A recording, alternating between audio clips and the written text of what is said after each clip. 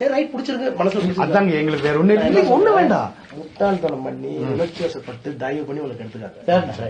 ஒண்ணு இன்னொன்னு சொல்றேன், நமக்குள்ள இருக்கட்டும்.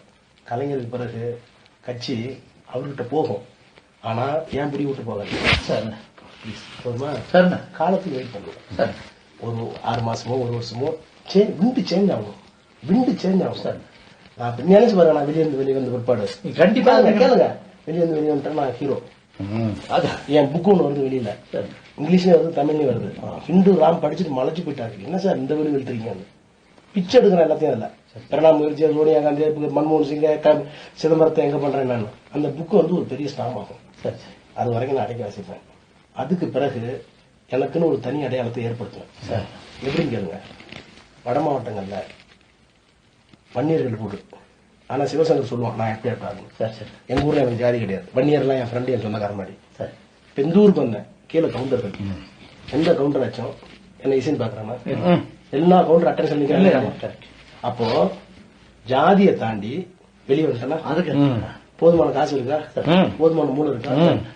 கலைஞர் போயிட்டா கனிமொழி தாக்கு ஸ்டாலின் பஞ்சாயத்து ஆகட்டும், இப்ப அவருக்கு தான் பெரிய பிரெயின் இருக்கா? டெல்லிக்கு போகும்போது அப்படி இங்கிலீஷ் கூட்டிட்டு வர ஒண்ணு. இன்னொன்னு தங்கச்சி நம்ப மாட்டாரு. என்ன தங்கச்சி? கனிமொழி நம்ப உண்மையாது. கனிமொழி ஏத்துக்க மாட்டாரு சார், சேர்ந்து விடாது. என்ன வெளியே தர முடியாது, புரியுதா? என் கம்யூனிட்டி எழுத முடியாது, என் அறிவு வெளியே தர முடியாது, என்கிட்ட இருக்க வேற செல்வாக்கு தெரிய முடியாது, வேற லாக்டவுன் நான் வச்சிருக்கேன், புரியுதா? நேரம் எனக்கே இப்ப சரியில்லை. கேளுங்க, இல்ல இவர்கிட்ட பேச முடியாது. இவர் போய் முட்டிக்கிட்டு திரும்பி வர்றாரு பாரு, நினைச்சிட்டு இருக்காரு எம்ஜிஆர் நினைச்சிட்டு இருக்காரு. தலைவருக்கு பிறகுதான் ஒரு செட்பேக் வரும். எல்லா பிராமின் போட்டு அடிப்போம், சரிங்க. எல்லா இந்து எக்ஸ்பிரஸ் எல்லாம் அடிப்பாங்க போட்டு. இப்பவே அப்படிதான் அடிச்சிட்டு இருக்காங்க.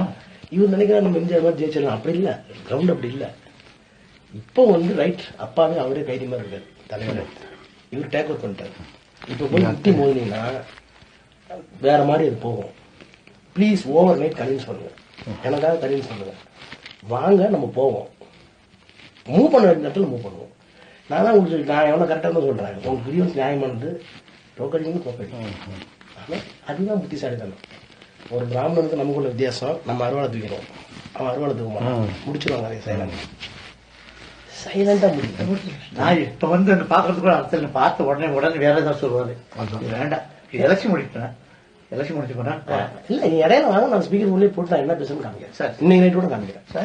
நான் மொழிமறவே இல்லை. ஸ்டாலின் போன போட்டு இன்னைக்கு என்ன நடந்தது, அங்க நியாயமானது, அவருக்கு பின்னாடி இவ்வளவு குரூப் இருக்கு. ஒண்ணு சமாதானம் ஆயிட்டாருன்னு மாத்தலாம். சமாதானம் உங்களுக்கு கட்டுப்பட்டு வேலை பாக்குறாரு ஸ்டாலின். முபாரக்கோட சமாதானம் இல்ல. நீங்க சொல்லுங்க, தனியாள பண்றேன்னு சொல்லிருக்காரு.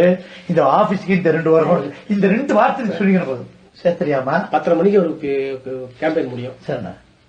இந்த குரூப் திரும்ப வரும். என்ன நடந்ததுன்னு கேட்கறதுக்கு ஒரு கரெக்ட் விரட்டி விடுவேன், ஒரு கரெக்ட் விரட்டி விடுவேன்.